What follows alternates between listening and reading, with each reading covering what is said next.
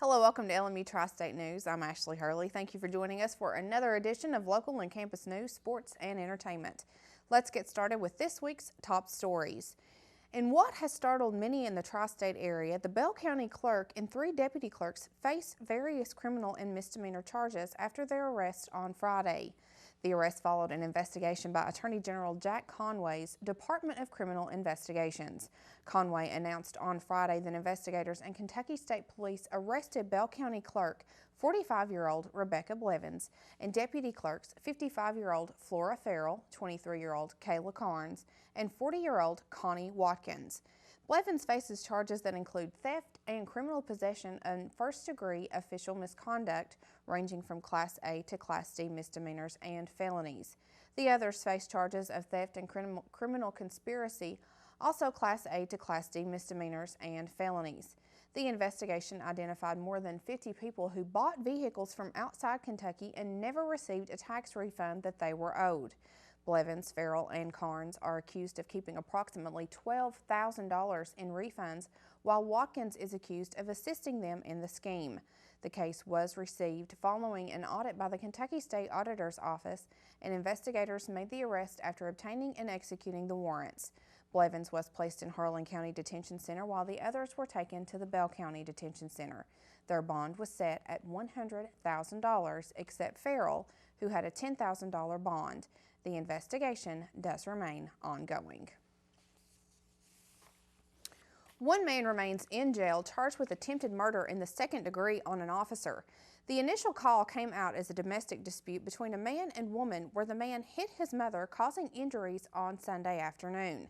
31-year-old Jonathan Gully is charged with attempted murder, second degree on an officer, aggravated assault on an officer, tampering with evidence. When the first officer arrived, reports state that the man shot at the officer from behind a vehicle. The officer did not return fire, but instead called for backup to the location. The Claiborne County Sheriff's Office SWAT team was called to assist. The man then took off toward the woods, where he was located shortly thereafter.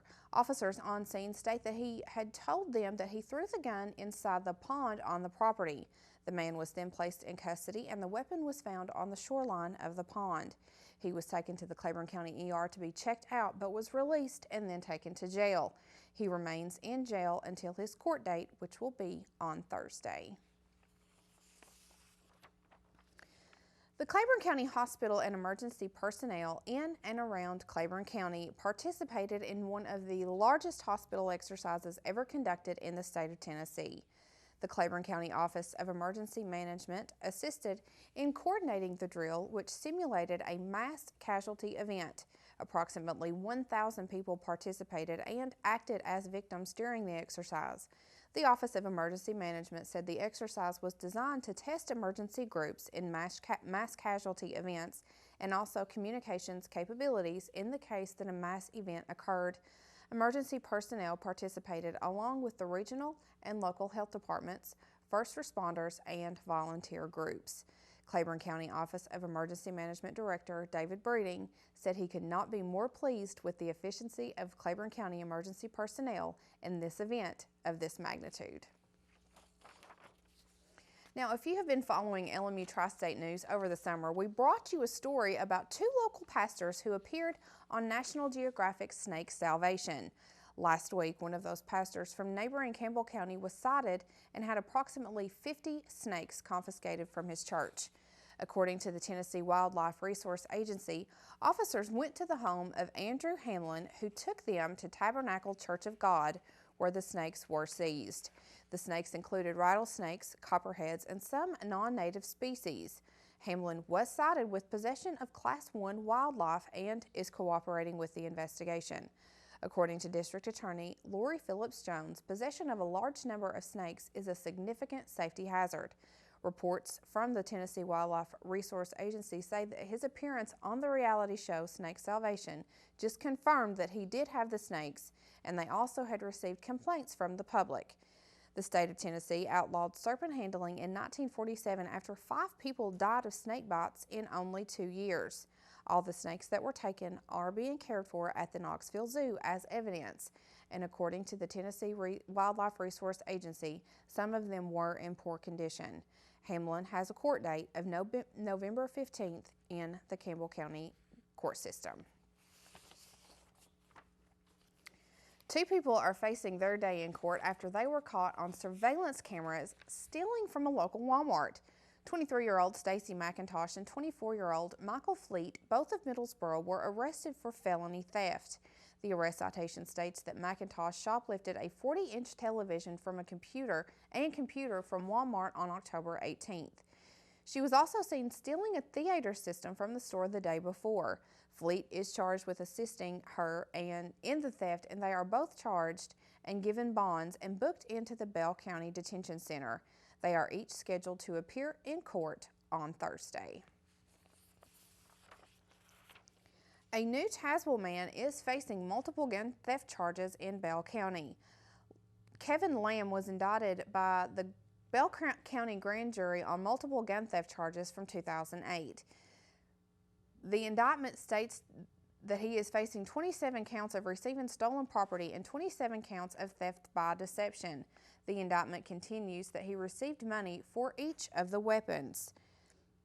The investigation into the theft was launched in 2009 by the Bell County Sheriff's Office.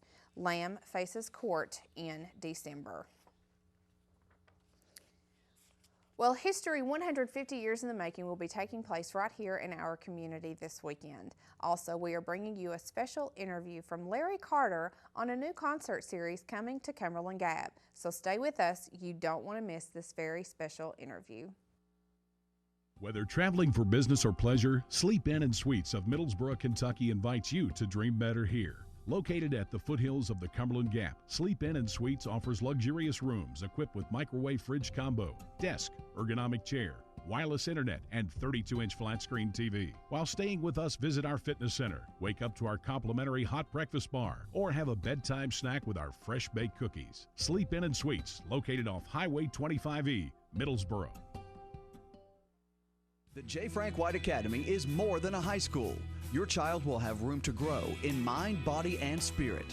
Small, safe learning environments, individualized learning plans, and cutting-edge technology. Every child deserves a quality education in a safe, nurturing environment. Our college prep program teaches a love of learning, self-discipline, and service to others. The Academy is fully accredited by Advanced Ed. You have a choice at the J. Frank White Academy. No matter whether it's breakfast, lunch, or dinner, Subway of Harrogate and Middlesboro has your fresh interests at heart. On your way to work, try one of our mouth-watering breakfast sandwich or flatbread omelets. If it's lunch or dinner time, choose from our wide selection of classic, select, or premium sandwiches, all made to your order. If you're serving a crowd, Subway has sandwich platters, giant subs, box lunches, and even cookie platters. Whether it's dine in or carry out, you can eat healthy and eat fresh at Subway. Subway, 362 Catawba Avenue in Harrogate and on the corner of the Village Square Mall, Middlesboro. Looking for efficient, compassionate, and comprehensive health care for you and your family? Visit University Medical Clinic. All providers are faculty members of LMU's DeBus College of Osteopathic Medicine and are board certified in their specialty. Multiple specialties available including family medicine, pediatrics, OBGYN, and osteopathic manipulative medicine, with locations in Harrogate, Tazewell, and New Tazewell, and most insurance plans accepted. University Medical Clinic is here to serve you. Call 423-869-7193 for an appointment. University Medical Clinic. Bring the family out and experience history right here in our community. On Friday night, a special presentation of the Gettysburg Address is going to be taking place at the Abraham Lincoln Library and Museum. The event will celebrate the 150th anniversary of Abraham Lincoln's speech. To tell us more about this very special event, here is the director of the Library and Museum, Thomas Mackey. Well, at night we'll have both music, live music, vintage period music portrayed by some friends of ours will be doing that one. We'll have a little bit of, it's like a mini drama. Special guest speaker, or actually presenter, Dennis Boggs, will portray Abraham Lincoln. He's been very popular on campus and around the country actually portraying Lincoln. He will do a special show looking back at the experience of the Gettysburg Address. Some of our other reenactors, Bill White and Stephen Coffey, will be presenting music. Our own LMU's Mallory Tucker will be singing for us. This shows to be a unique show. It's a brand new one, but looking at this neat time to look back at the meaning and the impact Lincoln's address, this short 2-minute address he gave, has profound impact. Admission is $4 for adults, $2 for children, and admission is free for LMU employees and students with their university IDs. For more information or to reserve seating, you can contact Program and Tourism Director Carol Campbell at 423-869-6439. A new concert series will be coming to Cumberland Gap as part of Lincoln Memorial University's Arts in the Gap program. Last week, Larry Carter sat down with Steve Goley and Dale Ann Bradley to get the details.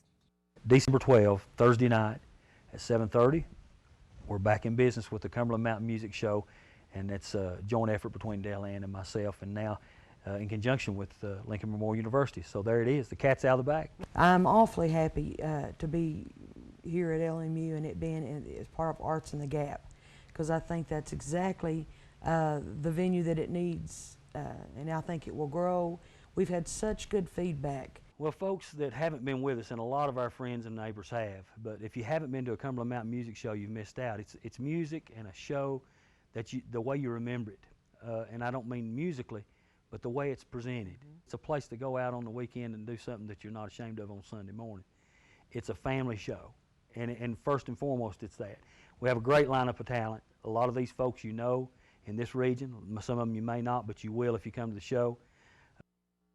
Stay here and we will have more details on this story in the upcoming weeks. Catching up with the segment that I introduced here in early fall, here is another installment of Here at Home, showing you another volunteer opportunity right here in our very own community.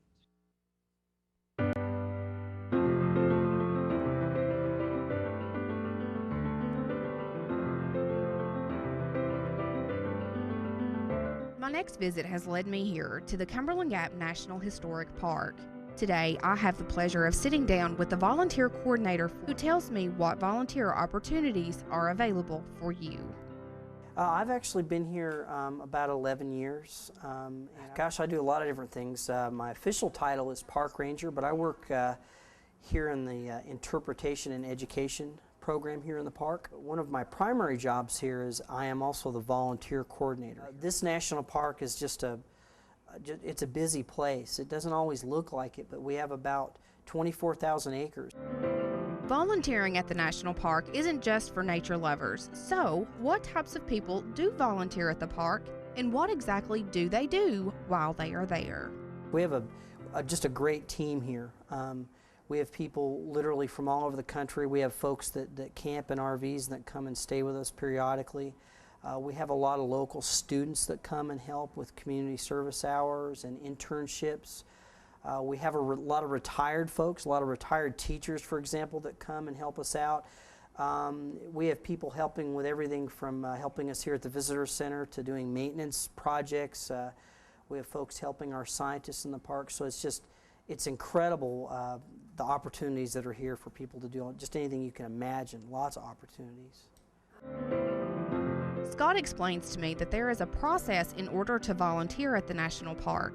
But once you've gotten through that process, there are several opportunities, and he explains that it doesn't matter how much you volunteer, just that you do.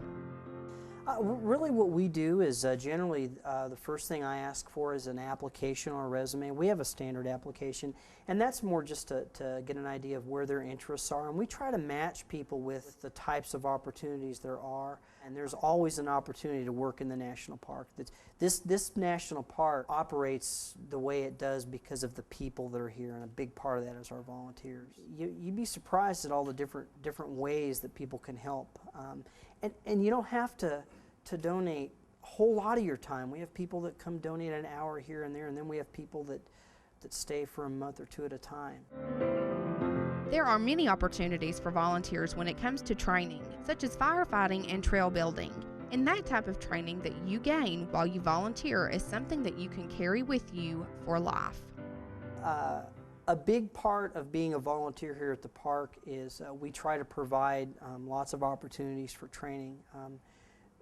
For example, we have folks that come help out with firefighting and building trails and special science projects, and And we, volunteer positions are not paid positions, but there's a whole lot more than just the money. That the training is a big benefit that you would get personally coming to volunteer at this park. The experience and the training opportunities are the two things I think that people definitely walk away from here proud that they're able to get those experiences.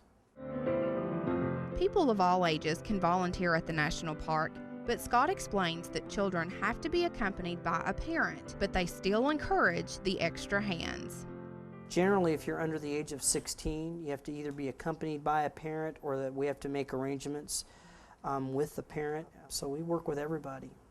We also do special community work days. Sometimes people come and they might only volunteer for those events. Volunteering, it can be a small, short-range commitment, or it can be long-term. Some of our volunteers come in 2-3 times a week.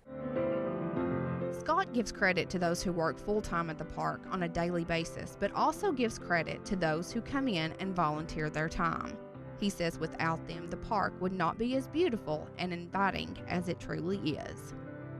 This national park has just seen some incredible changes. It's an incredible place to visit, and frequently we get people that comment on how nice and clean and new this park looks. And that's a credit to a whole lot of folks working together. I hope you have enjoyed my visit and that you have found another volunteer opportunity at the National Park. Stay tuned on LMU Tri-State News as I continue to find more volunteer opportunities here at home with Ashley Hurley. Now, coming up is another family fun event. Don't forget that the Lincoln Memorial University Drama Department is presenting its first performance of the year, Daddy's Dying, Who's Got the Wheel, on November 14th. The story takes place in a small Texas town where a family awaits the imminent death of their father. Daddy's Dying is a stage play written by Dale Shores and has been adapted by the Lincoln Memorial Players for this fall's performance. The dinner theater performances start November 14th and run through November 16th at the Lincoln Memorial University Convention Center in Cumberland Gap. Caterings by Angelo's in Cumberland Gap will be from 6 to 7 o'clock p.m. Their performance will follow at 7:30. Tickets for these performances cost $25. Reservations are required. To make a reservation, you can call Katie Penley at 423-869-6203. Non-dinner performances are also available from November 14th through the 16th and on November 21st and 22nd.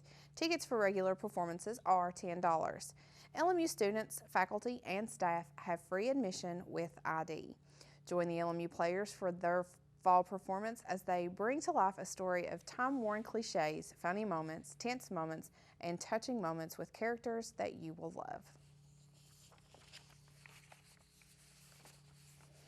The Carter and Moyers School of Education on the campus of Lincoln Memorial University is now accredited by the Continuous Improvement Commission and Council for Accreditation of Educator Preparation with the National Council for Accreditation of Teacher Education.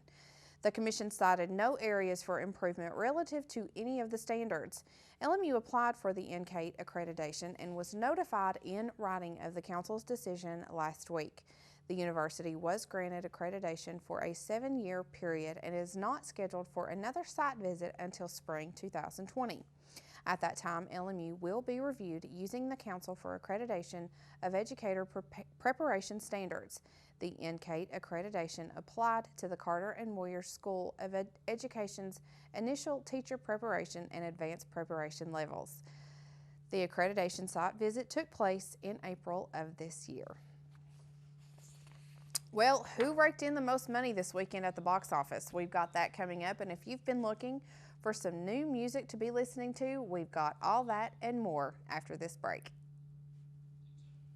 Men's and women's basketball for Lincoln Memorial University tipped off this past weekend. Also, stay tuned. We'll have updates on Kentucky and Tennessee playoff football. That's next on LMU Tri-State Sports.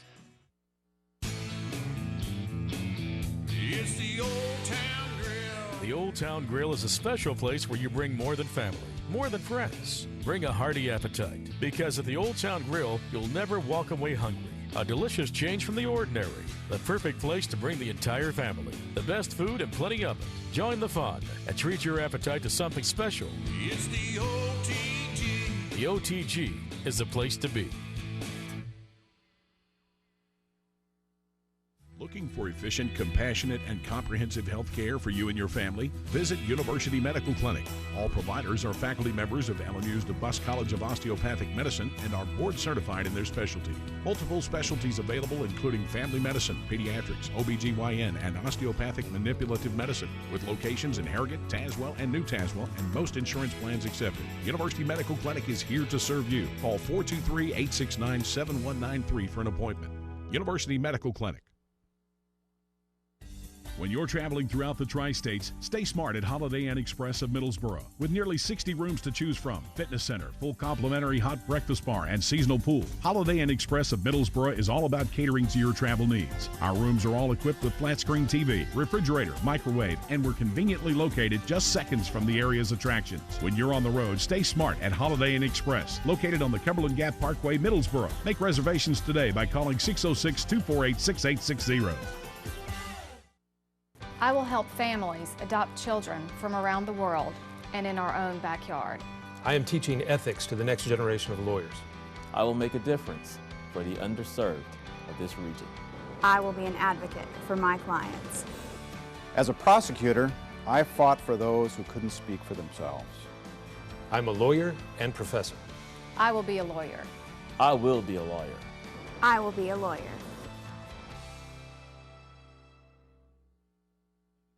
Welcome to LMU Tri-State Sports. I'm Adam Plyler. The 15th ranked LMU Rail Splitter men's basketball team began regular season play Saturday night inside Tex Turner Arena against former head coach Hugh Watson and the Hiwassee Tigers. Senior forward Vincent Bailey scored 23 points in only 22 minutes of action to propel LMU to the 91-66 victory. Redshirt freshman Luquan Choice added 15 points in his first ever performance as a rail splitter. After the game, head coach Josh Schertz sat down with LMU Sports Network's Rusty Peace to talk about the victory. Yeah, we were just we were lethargic to start. You know, we came out. I think our energy was pretty bad all night long, and they did a good job of trying to dictate pace, slow the game down. You know, hold the ball, run clock, which we thought they would do. You know, offensively, we did a poor job of in the first half, particularly getting the ball to Bailey inside. You know, we had a huge size mismatch, and then, you know, like I think 4 of our, or I think it was 6 of our first 10 shots were threes, which makes no sense in terms of, you know, when you have a massive size advantage inside. And Vinny, to his lack of credit, didn't do a very good job in the first half of getting position and posting. But you know, as time went on, second half, we played better offensively. I thought, you know, I was disappointed, obviously, with the way we guarded or didn't guard, for I guess a lack of a better term. LMU returns to action Saturday on the road at King College in Bristol, Tennessee. LMU won the last 8 meetings with a tornado. The Lady Rail Splitter basketball team opened play Sunday on the road against Winston-Salem State. LMU struggled from the field throughout the game, only shooting 34.5% in the 56-52 loss. Junior Asia Rowan led all scorers with 20 points in her debut as a Rail Splitter. Junior Katrina Otteson added 11 points in her debut for the program as well. LMU will begin their home schedule Wednesday the 13th when Concord comes into Tex Turner Arena. Tip-off is scheduled for 7 p.m. The LMU women's and men's soccer team's 2013 seasons came to an end this weekend, with both teams advancing in the Food Lion South Atlantic Conference Tournament. The women lost on Championship Sunday in the Food Lion South Atlantic Conference Finals in Rock Hill, South Carolina, to the Wingate University Bulldogs in the final minutes of action to conclude their season. Wingate's Jade Montgomery netted 2 goals in the game to give the Bulldogs a 2-1 victory. It was a 1-1 tie until Montgomery, the SAC Player of the Year, broke away from the defense and drilled one past LMU goalkeeper Kayla Stevens for the Bulldog victory. Teresa Doyle scored in the 80th minute of the game for the Rail Splitters for their only goal of the match. LMU finishes the year with a 10-8-1 record on the season. Tiago Andrade scored a hat trick to propel Queens University Royals 4-1 over the LMU men's soccer team in SAC semifinal action on Friday. Yuri Passos posted his 2nd goal of the season in the 60th minute of the match to cut into the deficit. Passos' goal was the only goal for the Rail Splitters of the afternoon. LMU was outshot on the match 27-16 with a 12-6 advantage on shots on goal. With the final loss of the season, LMU falls to 9-8-2 on the 2013 campaign. Let's move on to volleyball. On Friday, the Rail Splitters had a 2-0 advantage against Queens University, but saw that disappear in a 3-2 loss on Friday evening. The Rail Splitters posted 48 kills in the loss. On Saturday, the road trip continued to Salisbury, North Carolina to take on the Indians of Catawba College. The Rail Splitters finished with a 28.5 attack percentage and the 3-1 win over Catawba. Caitlin Walton paced the Lady Rail Splitters with a match-leading 15 kills. The Rail Splitters improved to 16-11 overall and 12-7 in South Atlantic Conference play. The Lady Rail Splitters return to the court Tuesday, November 12th to play rival Carson Newman University in Jefferson County, Tennessee. It was the first round of the playoffs in Tennessee and Kentucky. Let's take a look at the scores from around the area. Campbell County hosted their first playoff game ever and came away with their first ever playoff win against Gibbs, 41-7. Bell County defended the home turf and won 34-6 against Elizabethtown. Middlesboro beat Leslie County 44-28. Pineville came away with a nice home win against Berea 43-7. Keep it here for next week. Tune in next week when we will have the next round of playoffs in Tennessee and Kentucky. That's all for sports. Stay tuned to LMU Tri-State News. We have a tribute to veterans when you come back. It's the Old Town Grill. The Old Town Grill is a special place where you bring more than family, more than friends. Bring a hearty appetite, because at the Old Town Grill, you'll never walk away hungry. A delicious change from the ordinary. The perfect place to bring the entire family. The best food and plenty of it. Join the fun and treat your appetite to something special. It's the OTG. The OTG is the place to be. Looking for efficient, compassionate, and comprehensive health care for you and your family? Visit University Medical Clinic. All providers are faculty members of LMU's DeBus College of Osteopathic Medicine and are board certified in their specialty. Multiple specialties available including family medicine, pediatrics, OBGYN, and osteopathic manipulative medicine, with locations in Harrogate, Tazewell, and New Tazewell, and most insurance plans accepted. University Medical Clinic is here to serve you. Call 423-869-7193 for an appointment. University Medical Clinic.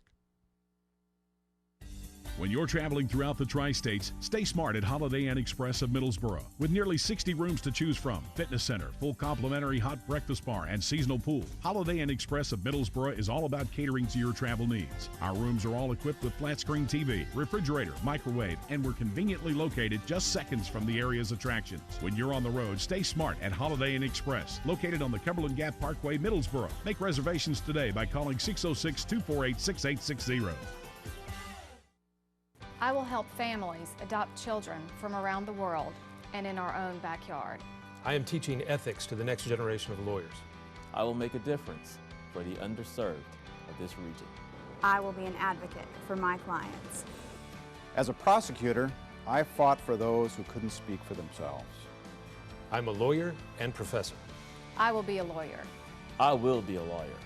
I will be a lawyer.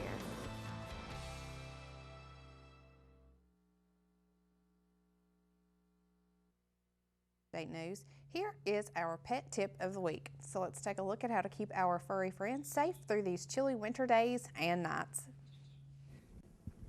Hi, my name's Ashley Tipton. I'm here with Veterinary Technology to give you a couple of cold weather tips for your pets. First of all, they might have potty problems. They don't like to get wet when they go outside to use the bathroom. So if you keep a rain jacket to put on them or take out an umbrella with you, they'll stay dry and warm and go to the bathroom faster. Secondly, let's try to keep them healthy. Animals that are older or younger that have fragile immune systems can get sick throughout the winter. So if you keep them in a balanced diet and keep them warm and dry, they'll stay healthier throughout the winter season. We will be bringing you another pet tip next week, so be sure to tune in. And finally, we want to close this week by honoring our Armed Forces veterans. According to the U.S. Department of Veterans Affairs, at the 11th hour on the 11th day of the 11th month in 1919, an armistice to end hostiles was signed between Allied nations and Germany to end World War I. President Woodrow Wilson announced November 11th as the first commemoration of Armistice Day, a day that we now know as Veterans Day. Original celebrations for the day were parades and public meetings and a brief suspension of business beginning at 11 o'clock, as recorded by the U.S. Department of Veterans Affairs. We encourage you to find ways to show your gratitude toward veterans you know and are dear to your heart, and thank them for their service and dedication to this country every day, not just on Veterans Day. We close our broadcast today with a look back at the Traveling Vietnam Veterans Memorial Wall when it visited Middlesboro in September. Thank you all for joining us, and for everyone behind the scenes, I'm Ashley Hurley.